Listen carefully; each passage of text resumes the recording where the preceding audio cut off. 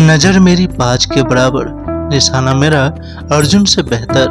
ठान लो तो असंभव को भी संभव कर दूं, बाणों से कुत्ते की भौंक चुप कर दूं। गुरु द्रोण ने मांगा सीधे हाथ का अंगूठा, अंगूठा देकर कर दूं मैं पूरी गुरु दक्षिणा। मैं गंगा तट का रहने वाला, बिना अंगूठे के श्री कृष्ण से लड़ने वाला। कठोर जीवन ने मुझे बहुत कुछ सिखाया, इतिहास के पन्नों में मैं एकलव्य कहलाया। जब भी गुरु और एक आदर्श शिष्य की बात आती है तो हमेशा ही एकलव्य को याद किया जाता है। एकलव्य महाभारत के महान चरित्रों में से एक है। महाभारत के इस पात्र का जन्म एक भील जाति के राजा हिरण्यधनु के घर हुआ था। एकलव्य की मां का नाम रानी सुलेखा था। एकलव्य के पिता हिरण्यधनु श्रृंगवेर राज में भील कबीले के राजा थे। एकलव्य का मूल नाम अभिधुम्न था।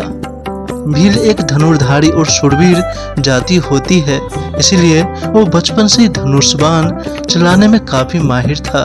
महाभारत में वर्णित कथा के अनुसार एकलव्य धनुर्विद्या में उच्च अभ्यास पाना चाहता था, इसलिए एक दिन द्रोणाचार्य के पास जाता है, जो कौरव और पांडवों के भी गुरु थे।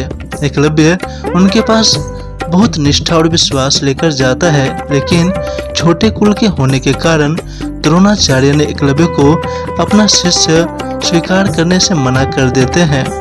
इसके बाद एकलव्य भी ठान लेता है कि वो धनुर्विद्या द्रोणाचार्य से ही सीखेंगे, इसलिए वो एक वन में आश्रम बनाकर रहने लगते हैं और वहीं पर पेड़ के नीचे गुरु द्रोणाचार्य की प्रतिमा को बिठाकर उन्हीं के सामने प्रत्येक दिन धनुर्विद्या का अभ्यास करते हैं। इसी दौरान एक दिन गुरु द्रोणाचार्य अपने शिष्यों और एक कुत्ते के साथ उसी वन में आखेट के लिए जाते हैं।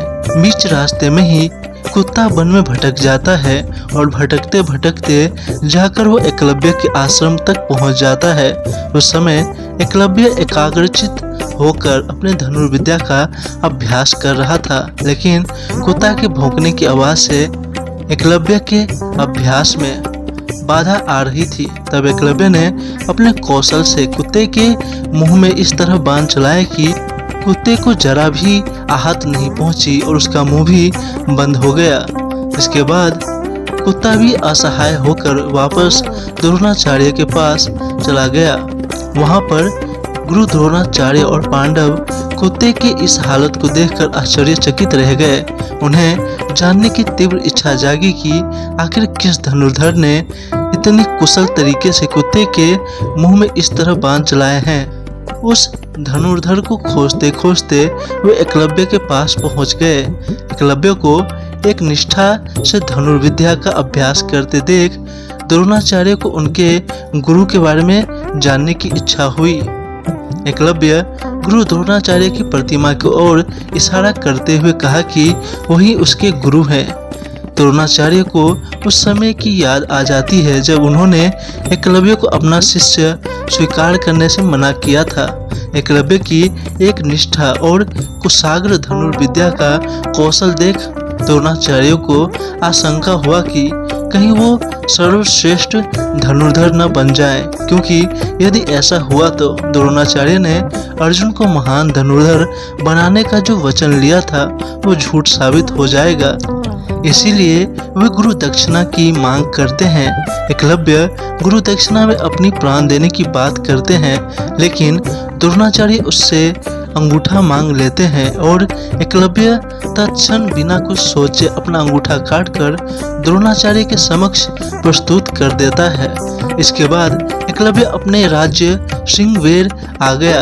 एकलव्य के युवा होने पर उसका विवाह भील कन्या सुनीता से हुआ। सुनीता के गर्भ से एकलव्य को एक पुत्र रतन प्राप्त हुआ, जिसका नाम केतुमान रखा गया।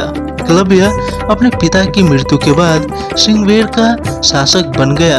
अमात्य परिषद यानी कि राज्यसभा की मंत्रणा से उन्होंने अपने राज्य का बहुत अच्छे से संचालन किया। साथ ही राज्य की सीमाओं का विस्तार करने के लिए भीलों की एक सशक्त सेना का गठन भी किया। एकलव्य की मृत्यु के बाद एकलव्य के पुत्र केतुमान ने वहां का राजकाज संभाला और बड़ी कुशलता से राज्य का संचालन किया। बात करें एकलव्य की मृत्यु की तो महाभारत की कथाओं के अनुसार एकलव्य ने राजा बनने के बाद जरासंध का साथ दिया था।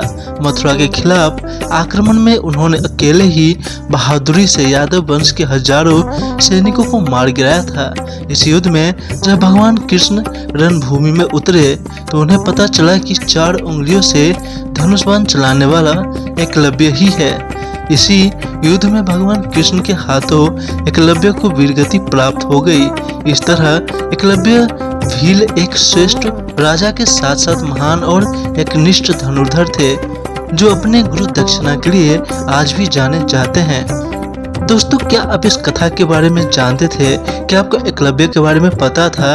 और आप इसके बारे में क्या सोचते हैं? हमें कमेंट में जरूर बताएं। इस वीडियो को लाइक करें, अपने दोस्तों के साथ शेयर करें और ऐसे ही मजेदार वीडियो देखने के लिए इस चैनल को सब्सक्राइब करें। मैं मिलता हूँ अगली वीडियो में ऐसे ही मजेदार अगले फैक्ट्स के साथ। तब तक के लिए धन्यवाद।